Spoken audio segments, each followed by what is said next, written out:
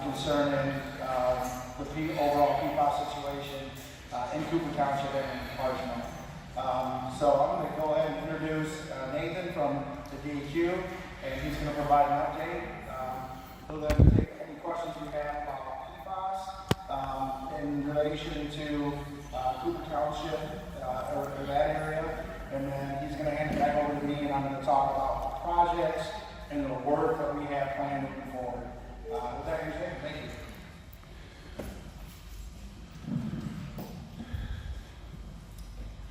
Good evening, everyone. Nathan Whitmire from the DEQ.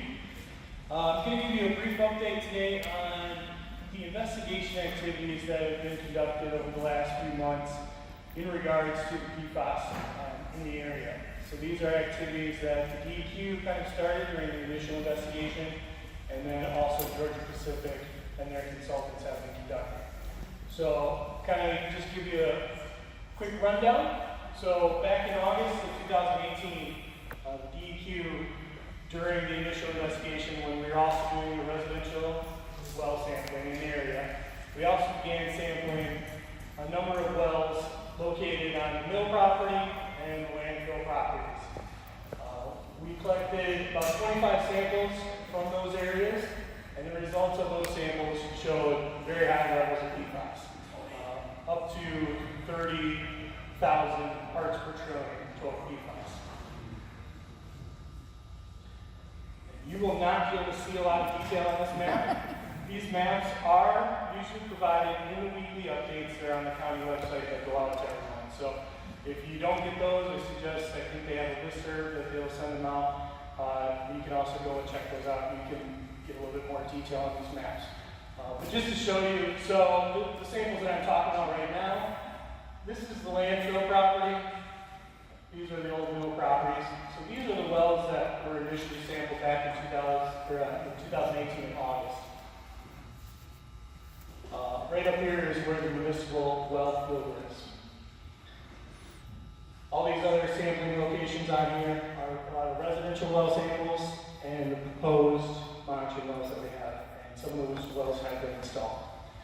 So after we completed those activities, Georgia Pacific came to us in October of 2018, and they voluntarily agreed to work with us on developing a work plan to do a hydrogeologic investigation of the area of the PFAS contamination. As part of that, they were going to work with us, develop the work plan, talk about all the well locations, the depths, the sampling procedures. They were going to work with us on giving us all the data, going back and forth, preparing maps for us, data tables.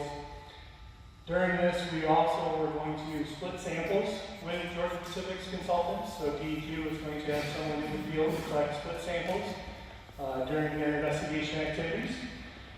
After they got done with these first two phases, basically, of this investigation, they're also going to prepare a report for us and submit that to us for our review, and then discussion on moving forward with additional phases of investigation.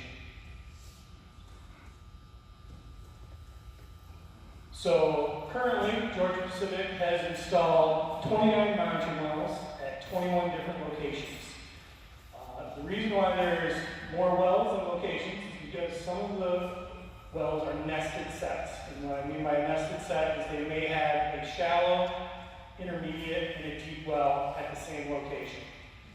So they have a few of those nested sets, so we can kind of get a different look at the profile of the aquifer and what's happening there.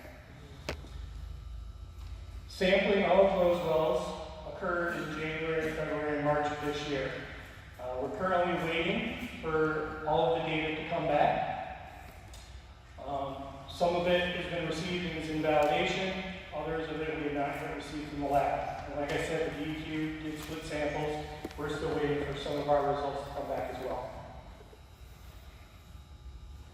So out of the 29 monitoring wells that were sampled so far, we received 23 results back. We have been non-detect for 9 wells. We've been between non-detect and 70 in 12 wells, and above 70 in 2. I'll show you the maps as well, and like I said, go to the county website to get the better view of the map so you can see the exact locations. The maps that we do have are color coded with green, yellow, orange, and red, and it will give you a little indication of what the result was, not the exact result, but a range or if it was above 70. So when you do look at the updates, there's two different maps that will show you monitoring wells and results. The first map is more for the shallow aquifer, the unconfined aquifer. And you can see the different colors on the map. Yellow, greens, reds. This is a red hit right here. Once again, the municipal well field is over here, landfill here.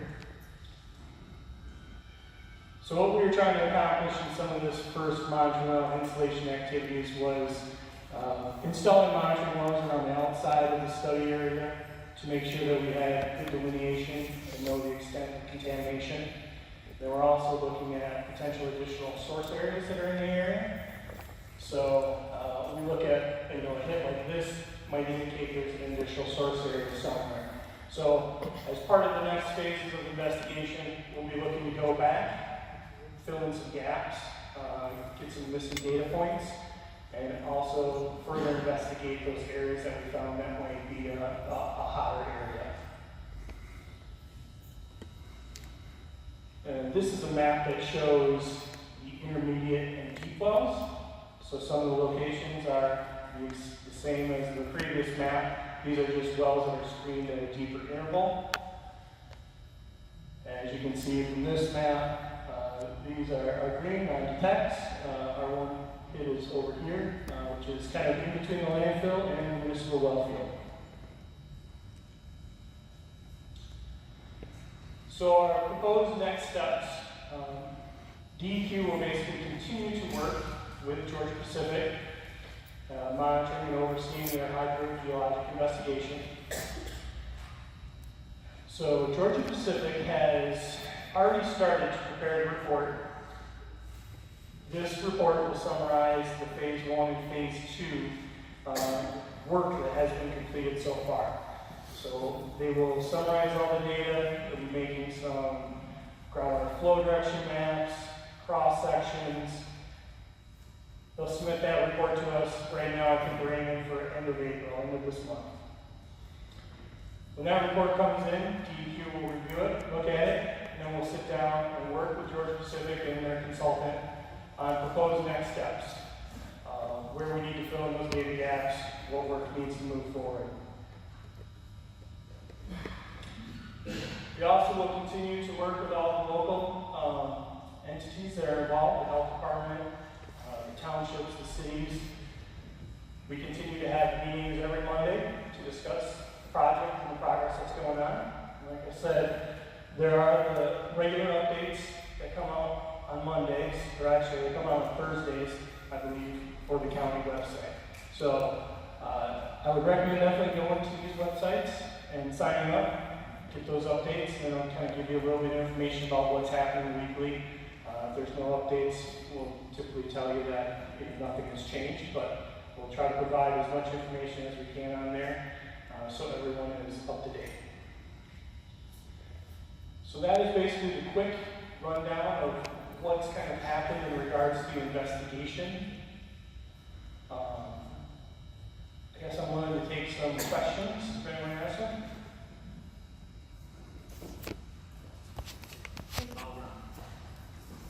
Sorry, just want to let everyone apologize. We have one mic today. Unfortunately, it's corded, so we'll try to get the mic to you so you don't have to walk in, but we'll try to stretch as far as possible.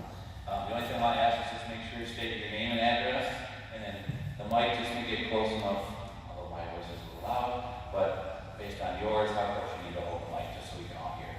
So, it's right there. I'll try to get as close as I can. Diane Jansen, 5794 North Riverview Drive. Will we be able to keep our existing wells for outdoor watering? I would say that's more a question for DHHS. I would think for outdoor watering, as long as you're not planning on using it for your garden at this point, I think that would be fine. But I don't know exactly what the plan is for decommissioning of all the wells if you will be hooked up to city water. I don't know if there's going to be a requirement that you have to abandon your well. So that might be a question for, I don't know, James. Yeah, I have Vern Johnson from the Kansas County Health Department, field this one.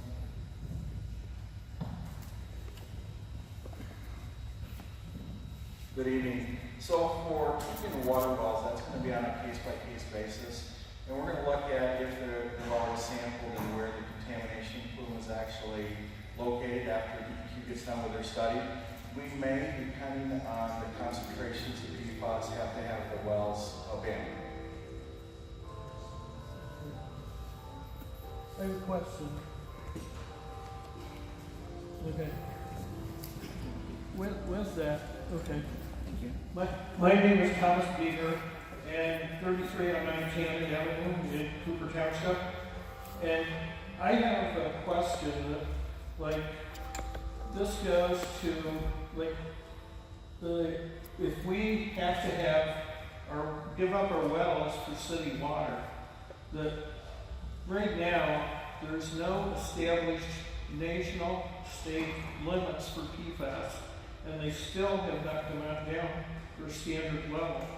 So we don't have, and out of all the testing, we don't have a substantial amount of any of the residential wells that have been tested positive for the PFAS.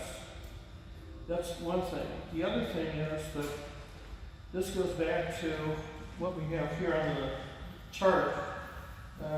This is on the Georgia Pacific hydrological investigation where they participated in this. And then the title of this was under the Crown Vantage update. Well, the Crown Vantage, there was also James River, was what we were talking about when we were at the Haven Reformed Church, and the suspect wells associated with that. Then we have up Georgia Pacific, is on the east side of Kalamazoo in Comstock Township, basically eastern part of Kalamazoo City. Then we also have Allied Paper, which is under the EPA. And I'm wondering, all these different agencies are commingled. So I have a lot of different questions associated with that. Why we should be forced to get city water when, you know, when we went to this high school, it was said that we were not going to be forced to get city sewers. Yet now, without any proof or any consideration or voting on our part that this was a meeting to decide whether we were going to get water, potable water to our homes, and we don't get any choice. That's my big question that's up here.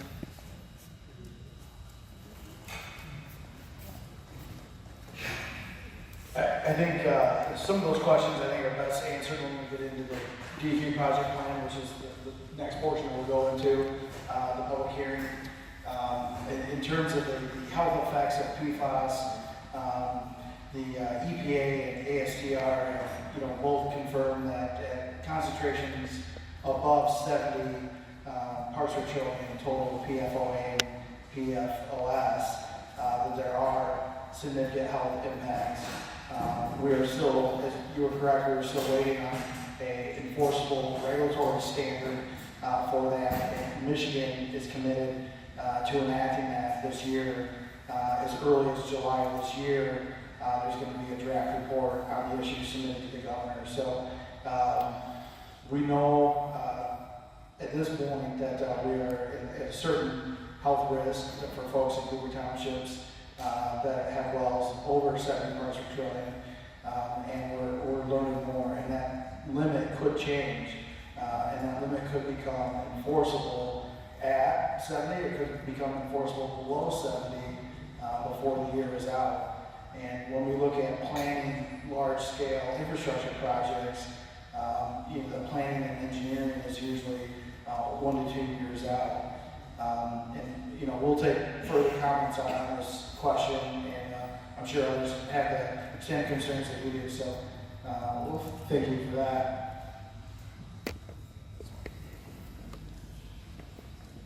Just a correction, you said you made the statement that the DEA,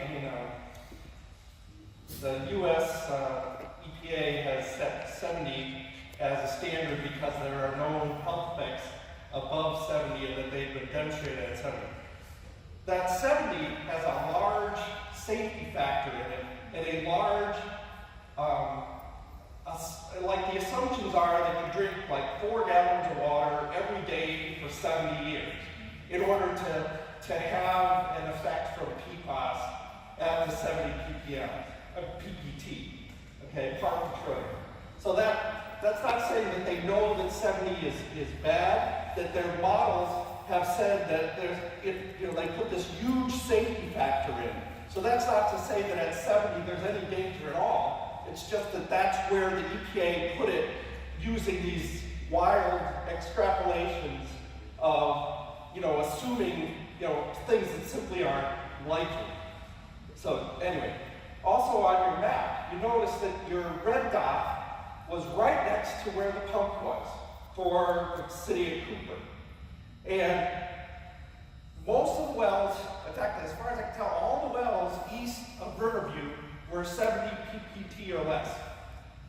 So all the people that were in Parchment, that were east of Riverview, which is almost all of them, would never have been exposed to PFAS if they hadn't been on city water. And again, the city water, Cooper Parchment city water was at 1,600 ppt. There's not a single well that tested above 300, and the vast majority of them were less than 70. So basically, my point is, all right, you're not disagreeing, are you? Yeah, I guess I'm waiting for your question. Okay, the question is, okay, these people, 500 yards away from me, were exposed to 1,600 ppt of PFAS. I, on a well, have 0 ppt, right? Why were they exposed to 1,600 ppt? It's because they were put on the city water, and they trusted the city water for, to keep the water safe. Basically, you're saying, well, we screwed up, we exposed all these people to PFAS, and now we're like, well, we're going to dump down on stupid and make everybody exposed to whatever's going to come in the future, because we just look what happened in Flint. All the people on wells were perfectly safe in Flint. The ones that were on city water were the ones that were exposed. In fact, almost every one of these incidents, it's people that were exposed from city water. People on wells, well, there may be some people exposed for whatever reason, but it's always a very minimal amount. Sir, can I ask, is there a question in there? I understand this is all. I just was trying to get, good I wanted to see if he disagrees with anything I said. I had nothing to do with who was hooked up to city water and who's not. And yes, you're correct. People that were hooked up to city water were exposed because the municipal wells were impacted. We sampled all the residential wells in the area to determine if residential wells were impacted. So yes, there is some difference there, but I guess I don't understand the question about that. Other than you're against That's a question. I'm just asking, is there anything I've said that is incorrect that you say, Well, first, please hold the mic closer. Okay. I just want to make sure. But please, it's the question. I agree. The discussion is good, but we do need, if you have a question, that well, that was my question. Do you disagree? You, sir. I am here to assist with the meeting. So, How about you? Do you disagree? I think there's some counterpoints Okay, go ahead. To that. So I think the overarching question that I'm hearing is the overall safety of a city water source, a municipal source, compared to a private well. And I'll tell you that a municipal source has to be compliant with U.S. EPA Safe Drinking Water Act. And there's a whole list of not only primary drinking water standards, but secondary drinking water standards as well. so that we have the testing in place, we have the monitoring in place for those municipal water systems. Now, certainly what happened in Parchment was unexpected. That was a disaster, and it was a disaster due to an emerging contaminant. That's not the normal for city water systems. City Kalamazoo. Okay, I'm Hugh Chad. I live in this area, and the city of Parchment was notified they should relocate the wells in 2000 because of the proximity to landfills by their water specialists. And it's in the minutes. So what I'm saying to you is people knew about this long before. Okay, and not to try to go back in time, I think, our folks to look into the future, that municipal water source that we would connect you with, the City Kalamazoo municipal water, from our, regulated stations, and overall, the safety and oversight of municipal sources is much greater than that of a private well. A private well is only monitored for bacteria and nitrate at the time it's built, and then from then on it's not monitored, and there's always risk for that. Yes, ma'am.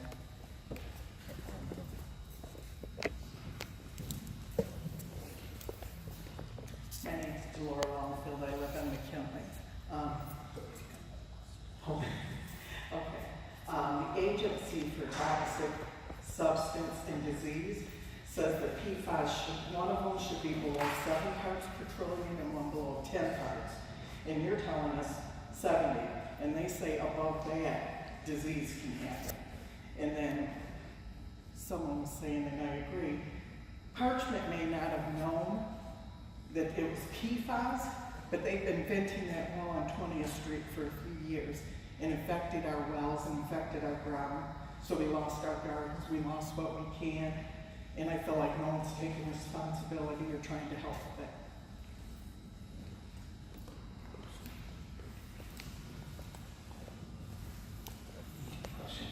Okay.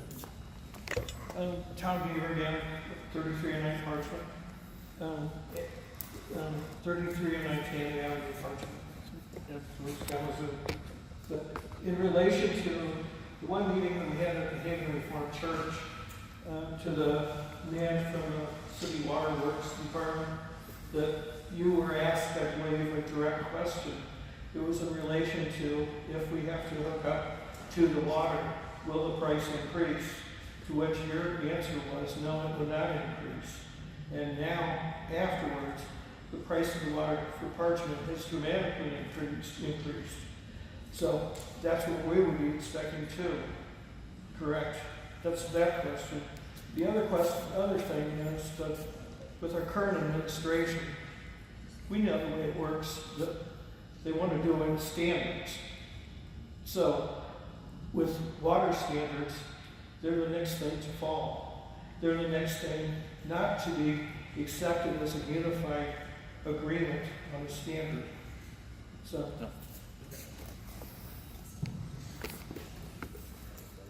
So, to answer that question about Parchment City rates versus Kalamazoo City rates, the published ordinance rates for water for City of Kalamazoo are lower than what Parchment's were.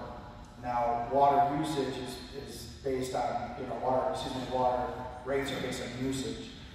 So we can look at a typical account and project and give you an answer on that, but the existing 2019 water rates that we have in place today are lower than the published ordinance rates in Parchment at the time of the switchover. If you're paying a bill that you think is too high, give us a call, let us read a meter. We'll try to figure out what happened. If you've been maybe had an estimate for a long time, now you're going to read. Those things happen in utilities. But overall, those ordinance set rates in Kalamazoo are lower than Parchment. Overall, we're fielding a lot of questions I think are really related to the public hearing. So I'm going to go ahead and take over at this point and start the presentation of the public hearing, because I think we'll be better served to get into the presentation materials here.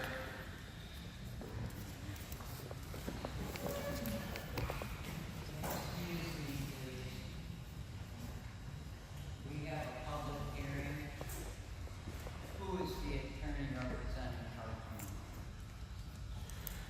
This public hearing is a DWRF requirement to take and field answers and provide information to folks. The DWF does not have a requirement to have an attorney present, so I cannot answer that. To my knowledge, there is no attorney present at this point to represent Parchment.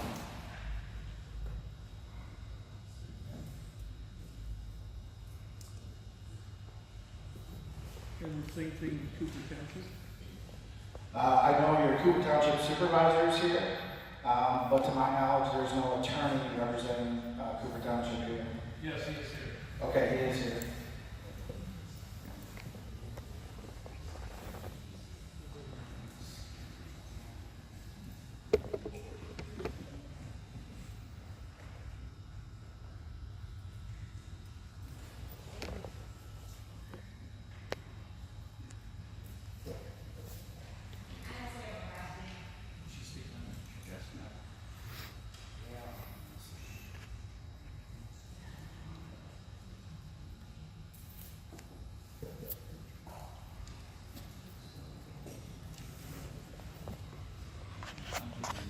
Should be. I have a question for, Okay.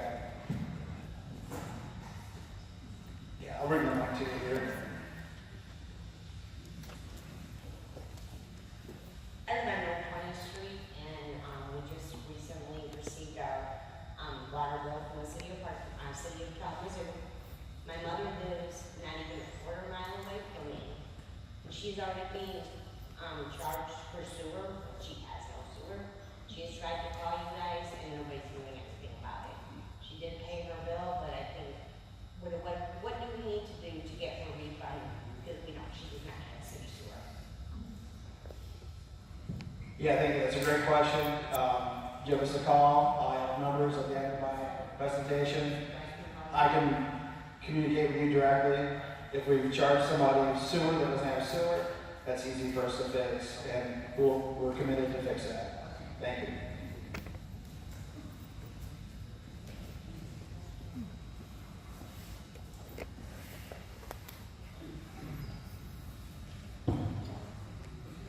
All right, thank you, everybody. At this point, we will open the public hearing for 2020 DWRF project plan. That includes City Kalamazoo, Kalamazoo Township, Cooper Township, and City of Parchment. And I'm James Baker. I'm the Public Services Director for City Kalamazoo. So the 2020 project plan includes work in the Kalamazoo East Side neighborhood, Kalamazoo Township, and that work is focused on lead service line replacements. We also have work in Cooper Township, the proposed water main extensions, and work in Parchment City, which is the just a one water main replacement. So to talk a little bit about DWRF, that's the Drinking Water Revolving Loan Fund. Those are federal dollars that are administered at the state level. Those are administered by the MDEQ. It is a low interest funding mechanism that focuses on improving water quality. There's also a potential for principal forgiveness opportunity. And what that means is potentially, as communities are ranked, a portion of that principal in terms of debt could be forgiven, essentially as the same as a grant. So project plans are, in a sense, the application mechanism that we use to go after those dollars. Project plans are reviewed and scored, so it's a competitive application, and then they're ranked. DEQ then takes the available funding and applies the available dollars to the ranked projects. The project timeline that we have for the 2020 work was in January. We submitted a notice of intent. We have tonight, this is a public hearing. And then on Monday, April 15th, the Kalamazoo City Commission will vote on a resolution to approve the project plan. So that's a commission action. They will take a vote, and then based on that vote, we will either submit this project plan, which is in a sense our application. Once the DEQ receives that application, they'll be working through that, as well as all the other water systems in the state of Michigan that have submitted applications. In August of this year, they will release their ranking, and we'll have our own determination ranking. Assuming that the project's ranked and awarded, we would start work as early as April of next year. That work would then take all the way through December. So the Kalamazoo portion of this work, when I say Kalamazoo, I'm talking unilaterally between Kalamazoo Township and City Kalamazoo, is the replacement of approximately 1,300 lead service lines, and that would replace all the service lines in that East Side neighborhood and Eastwood from Nazareth and then going west to the Kalamazoo River, from Gold Street south to East Michigan. That work cost approximately $9.5 million. So here's a map, and you can see from Nazareth then all the way to the river, the northern boundary would go road, and then the southern boundary would be East Michigan. The scope of that work is replace what we call either street side or yard side, and to get that all out of the system. When we say a lead service line, we could be talking about that you have copper in your home where your meter is, but out on the street, that's still lead. And with the new DEQ requirements for lead service lines, that's considered a lead service. There's also, if it's any part of that service line is cast iron, we're calling that a lead service line. So there's any combination of these material types, either in the street or in the yard side, that when we're done with the work in the east side, that's all going to be copper. You'll have copper street, copper yard. And the only reason we wouldn't do your house is if you already have copper street and copper yard. Project funding, we estimate about $6,000 per home. Special assessment districts for lead services are not allowed. They're not allowed to assess the property owners for that. That's what we consider utility cost, and it's included in the capital improvement program. Water capital improvements for Kalamazoo or the regional water system. Those capital improvements are funded by all system users. To put a direct rate cost in terms of impacts, $9.5 million of capital work has a direct rate factor of about 3.72% increase. Now, we're not raising rates at this time. Rates are going to be a part of our 2020 budgeting process. The impacts of work for a lead service line replacement, for you at your home, you're looking at about up to about 12 hours without water. Most of the time, we're able to do this work without disruption of your yard. There'll be a hole in the curb lawn, and we go inside, and we pull the meter, we pull the old lead out, and as we're pulling that lead out, we're pulling in new copper. So most of the time, we're able to do this work with a minimal impact to your lawns and landscaping. We also then recommend that you use a NSF certified filter to remove lead for 30 days following that replacement work, and that filter will be provided to you. You would also be noticed 45 days in advance of this work to give you that recommendation to use that filter during that lead service replacement. The way we do it, usually we split the work between city crews and contractors. We go street by street, and then we'll schedule out ahead of ourselves a number of customers we're doing. So we'll be communicating to you via letter, also communicating to you via a door placard, and within those communications will be some instructions to call, to give us a call and schedule a time for us to come in the home, to pull the meter, and to pull that service through. It's not very intrusive, other than we just ask that an adult be present. This is a photo, shows you kind of what that work looks like. This is the curb along there. There's no hole or excavation beyond the sidewalk. Most of the time, sometimes there is an open cut. You can see he's on the water main doing over there. These are the crews doing this. This is city crews doing work here. So with that, we're going to transition to the Cooper water main extension. The project scope that we have proposed to install over 7.8 miles of new water main. And that would be a new copper service from the water meter in your house to the water main and the service itself. In terms of scope, we're looking at about 546 parcels. That work is about 10.4 million. So you can see in this map here, the blue lines are where water main currently exists, and the red is where we're proposing to install water main. The diagonal right here is Riverview, and then the bottom cutoff is G. And we can have these maps available for folks to be able to see where their parcel is. The project funding, if this was a direct assessment, you would be looking at over 19,000 per parcel. We're looking at this as a utility cost due to the PFAS contamination and our ability to go after some of these funding opportunities. DWRF is a great funding opportunity, primarily based on two major factors. One is the incredibly low interest rate.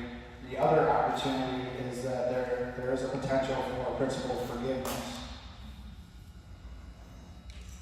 Again, water capital improvements are funded by all system users, but there is a rate component to that. So that is approximately 4.08% rate increase. No rate changes at this time. As you heard, the lead service projects, we're looking at rates again for 2020. Impacts of work would be about 12 hours as we switch you from well to city water main. Water main installation is a little bit more involved than just the service lines. You would see this work is typical of a major street construction project. You'd have impacts to lawn, mailbox, irrigation if you're on the main side of the road. And so we talk about the right-of-way and 33-foot center line from the right-of-way. So as you are in your yard and you approach the road, there's an area of your yard that's what we call the right-of-way. And our intention is usually to lay water main in the north side of the road or the east side of the road. It doesn't always happen that way, but that's